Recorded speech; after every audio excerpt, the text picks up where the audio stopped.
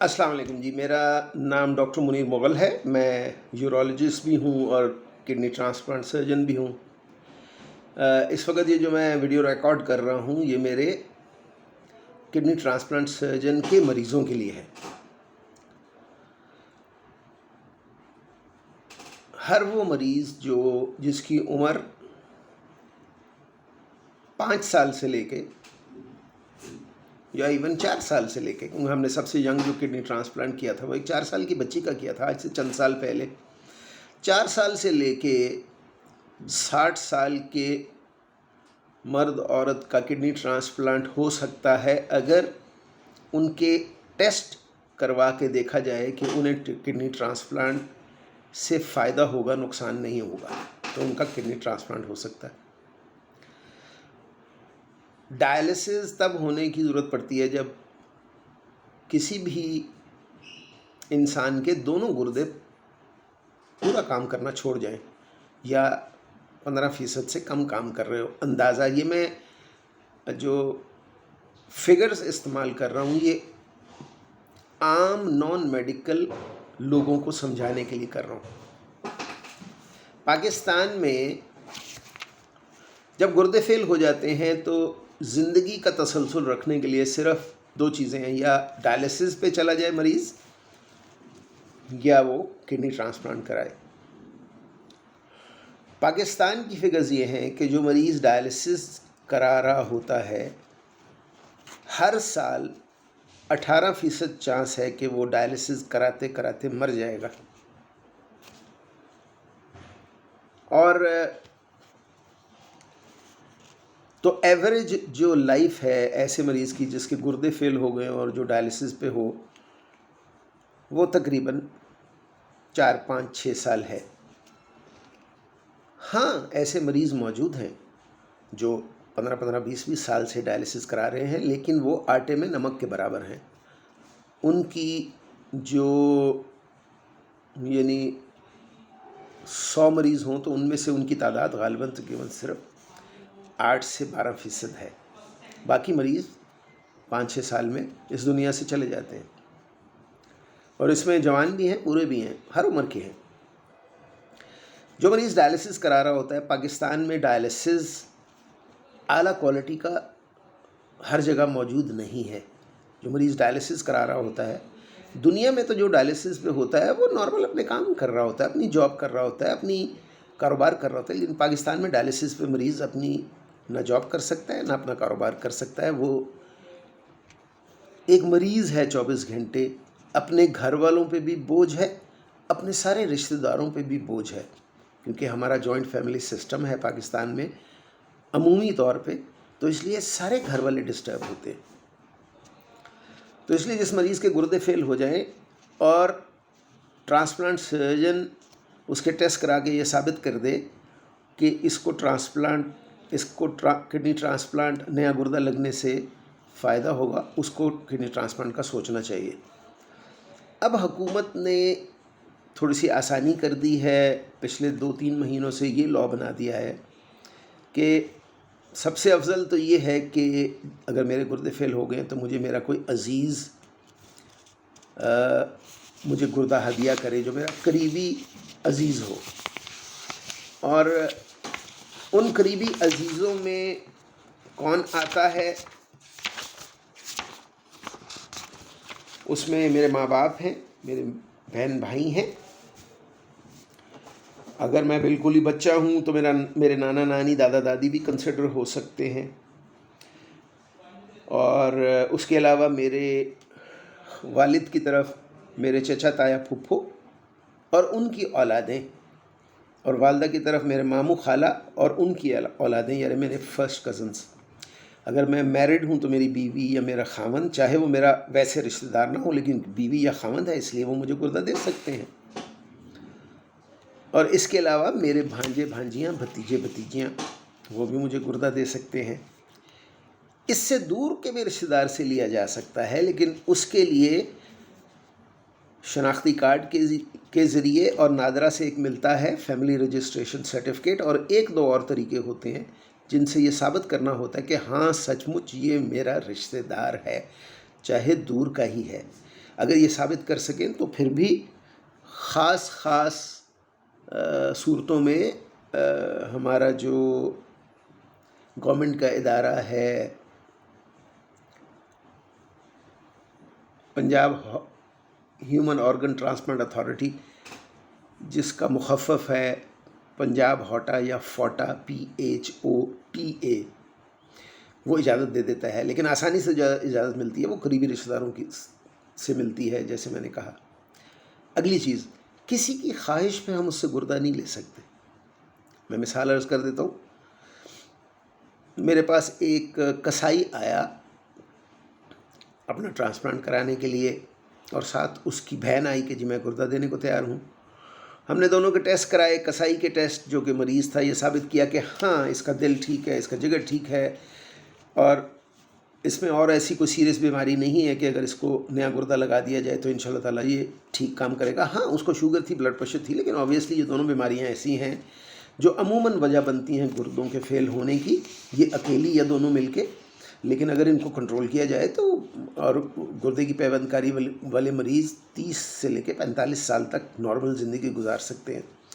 لیکن اس کی جب ہمشیرہ کے ہم نے ٹیسٹ کرائے، اس کسائی کی ہمشیرہ کے، تو ان کا پہلے جو ٹیسٹ تھے سمپل اور سستے ٹیسٹ، وہ تو سارے ٹھیک نکلے، لیکن ایک ٹیسٹ نے بتایا کہ ان کے گردے ایک خاص مقدار تک اعلیٰ کام نہیں کر رہے، اور آپس میں دونوں گردے تقریباً برابر کام بھی نہیں کر رہے، تو اس پہ ہمیں انکار کرنا پڑا۔ تو وہ رونے لگ گئی کہ نہیں میرا بھائی ہے، اللہ کا واسطہ ہے میرا گردہ لے لے۔ لیکن جو صحیح سمجھ رکھنے والا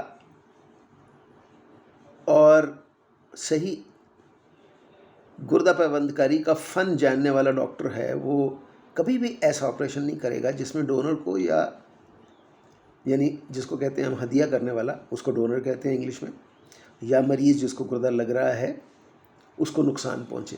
ڈونر تو تندرست آدمی ہوتا ہے، چاہے مرد ہو چاہے عورت ہو، اس کو تو کسی صورت میں کبھی نقصان نہیں پہنچنا چاہیے۔ میں پچھلے 35 سال سے ٹرانسپلانٹ کر رہا ہوں، پہلے 3 سال میں نے انگلینڈ میں کیا، اور پچھلے 32 سال سے میں پاکستان میں ٹرانسپلانٹ کر رہا ہوں۔ آج تک ہمارے کسی لیونگ ڈونر کو کوئی پرابلم نہیں ہوئی۔ لیونگ ڈونر کا مطلب ہے کہ زندہ آدمی، مرد عورت۔ باہر کے ملکوں میں تو جو برین ڈیڈ مریض ہوتے ہیں لیکن ان کا دل چل رہا ہوتا ہے تو ان کا گردہ بھی لیا جاتا ہے، وہ تو مر چکے ہوتے ہیں بیچارے، برین ڈیڈ ہوتے ہیں۔ یہاں تو ابھی برین ڈیڈ سے گردہ لینے کا سلسلہ شروع نہیں ہوا، 1-2 تجرباتی طور پہ یہ آپریشن کیے گئے ہیں پاکستان میں، جہاں گردہ باہر سے منگوایا گیا، سری لنکا اور UAE وغیرہ سے۔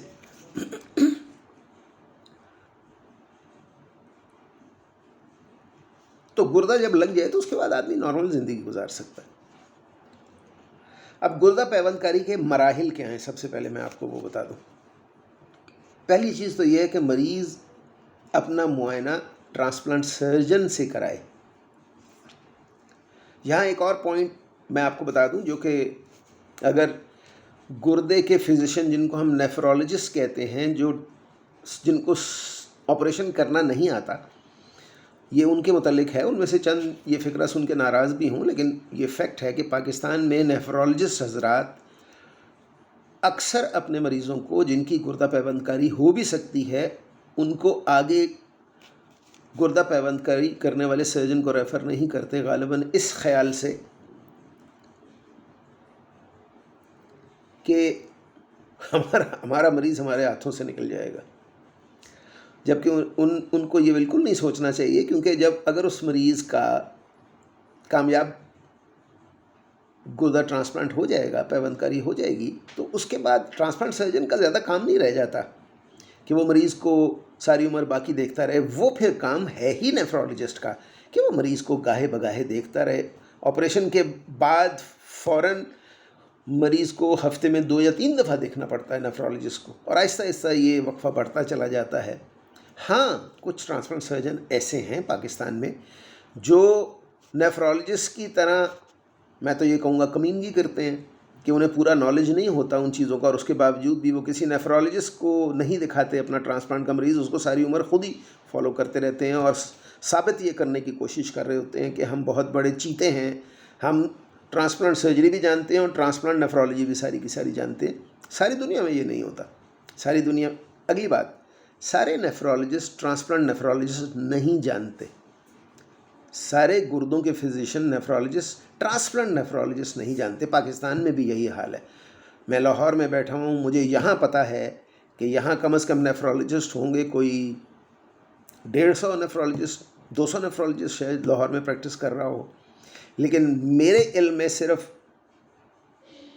4 یا 5 نیفرولوجسٹ ہیں جو ٹرانسپلانٹڈ مریض کی ٹرانسپلانٹ نیفرولوجی جانتے ہیں کہ اب جس مریض کو نیا گردہ لگ گیا ہے اس کو کتنا اچھا مینیج کرنا ہے، کیسے خوبصورتی سے چلانا ہے کہ مریض بھی ٹھیک رہے اور اس کا گردہ بھی لمبے عرصے تک اس کے لیے کام کرے۔ تو سب سے پہلی جو چیز ہے وہ ٹرانسپلانٹ سرجن کے پاس جانا ہے۔ اگر آپ کا نیفرولوجسٹ آپ کو ٹرانسپلانٹ سرجن کے پاس نہیں بھی بھیج رہا تو اپنی عقل استعمال کریں اور جائیں اس کے پاس۔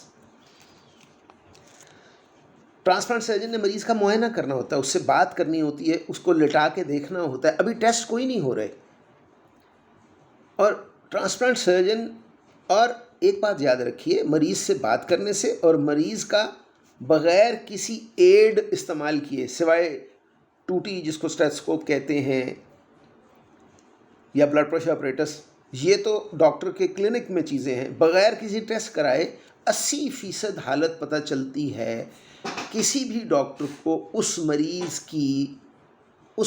کی بیماری کے متعلق۔ صرف 20% باقی بات پتہ چلتی ہے ٹیسٹوں کی ضرورت کے ذریعے۔ تو یہ بھی غلطی نہ کریں مریض کے دنیا جہان کے ٹیسٹ کرا کے آ جائیں اور اب آئیں ٹرانسپلانٹ سرجن کے پاس کہ جی اب ہمیں دیکھ لیں۔ بھائی پہلے آپ کو خود آپ کے ڈاکٹر نے، ٹرانسپلانٹ سرجن نے آپ کا معائنہ کرنا ہے، آپ کے ڈونر کا معائنہ کرنا ہے۔ مثال کے طور پہ کیا یہ کسی ٹیسٹ میں آئے گا کہ مریض کو بلڈ پریشر زیادہ ہے یا مریض کے ڈونر کا بلڈ پریشر زیادہ ہے؟ یہ تو ڈاکٹر کے چیک کرنے سے ہوگا یا نرس کے چیک کرنے سے ہوگا۔ تو پہلا ہے مریض کا معائنہ ڈاکٹر سے اور ڈونر کا معائنہ ڈاکٹر سے، اور اس کے بعد ہدیہ دینے والے کا معائنہ ڈاکٹر کے ذریعے اور ٹیسٹ، اور پھر ڈاکٹر آپ کو ٹیسٹوں کے لیے بھیجتا ہے تاکہ پتہ چلے کہ مریض فٹ ہے کہ اس کا ٹرانسپلانٹ کیا جائے۔ کیونکہ ٹرانسپلانٹ، کوئی بھی آپریشن، ٹرانسپلانٹ کو چھوڑیں آپ ایک طرف، کوئی بھی آپریشن کسی بھی تندرست مریض کے لیے بھی ایک بہت بڑا دھچکا ہوتا ہے، ایسے جیسے کسی پہ حملہ کیا جائے کسی کے جسم پہ۔ تو ٹرانسپلانٹ تو ہے ہی بڑا آپریشن، اس لیے تقریباً کوئی 80-90 ہزار لاکھ روپے کے ٹیسٹ مریض کے کیے جاتے ہیں یہ چیک کرنے کے لیے کہ اس مریض کو ٹرانسپلانٹ سے فائدہ ہوگا کہ نہیں۔ اور اسی طرح ڈونر کا فزیکل معائنہ اور اس سے بات کرنے کے بعد ڈاکٹر اس کو بھی ٹیسٹ لکھ کے دیتا ہے جس سے پتہ چلے، جس کے 2 مقصد ہوتے ہیں کہ ایک، یہ ڈونر تندرست ہے اور اس میں ایسی کوئی بیماری تو نہیں کہ یہ گردہ ہدیہ کرے اپنے عزیز کو، تو اس گردہ ہدیہ کرنے کے ساتھ کوئی نئی بیماری میرے مریض کو لگ جائے جس کو گردہ لگایا جائے، جیسے ٹی بی یا ایڈز یا ہیپاٹائٹس B-C والے ڈونر کا گردہ اگر لگایا جائے گا تو یہ بیماری بھی اس کو لگ جائے گی۔ اور دوسری چیز یہ ہے کہ کیا اس ڈونر کے دونوں گردے ایک خاص مقدار تک اچھا کام کر رہے ہیں اور برابر کام کر رہے ہیں کہ ایک گردہ اس کا اگر مریض کو لگا دیا جائے تو وہ مریض کے لیے کافی، اور جو گردہ اس میں چھوڑا جائے وہ اس کے لیے کافی ہو، جتنی بھی زندگی اللہ جل شانہ نے ان دونوں کی لکھی ہے۔ دوسری چیز ہوتی ہے قانونی کاغذات کی تیاری، جس میں اصل تو ہم یہ ثابت کر رہے ہیں کہ بھئی آپس میں رشتہ دار ہیں، اس کے علاوہ 1-2 خط لینے پڑتے ہیں، اپنے لوکل MNA یا MPA سے لکھوانا پڑتا ہے، اپنے لوکل گورنمنٹ کے کسی افسر سے لکھوانا پڑتا ہے ان کے لیٹر ہیڈ پہ، اور اس کے بعد ہے کہ ہسپتال کی ٹرانسپلانٹ کمیٹی کے سامنے پوری فائل تیار کر کے سرجن رکھتا ہے، اور گورنمنٹ کی پھر فیس کا ایک ڈرافٹ بنتا ہے جو اس وقت تو 10,000 ہے صرف۔ پھر یہ جب ہسپتال کی کمیٹی جو بیٹھتی ہے ڈاکٹروں کی، وہ اجازت دے دیتی ہے کہ جی ہاں ہمارے خیال میں اس مریض کے اور اس کے ڈونر کے حالات ایسے ہیں کہ ان کا آپس میں ٹرانسپلانٹ ہونا چاہیے، تو پھر وہ ساری ٹرانسپلانٹ کمیٹی کے اجازت نامے کے ساتھ جو گورنمنٹ کا ادارہ ہے ہاٹا، اس کو بھیجی جاتی ہے فائل، اور پھر وہ اجازت دیتے ہیں۔ جو ہی وہ اجازت دیتے ہیں اس کے بعد آپریشن کی تاریخ مقرر کی جا سکتی ہے۔ یہ تو ہے گردہ پیوند کاری کے مراحل، باقی بات میں آپ سے اگلے ویڈیو میں کروں گا۔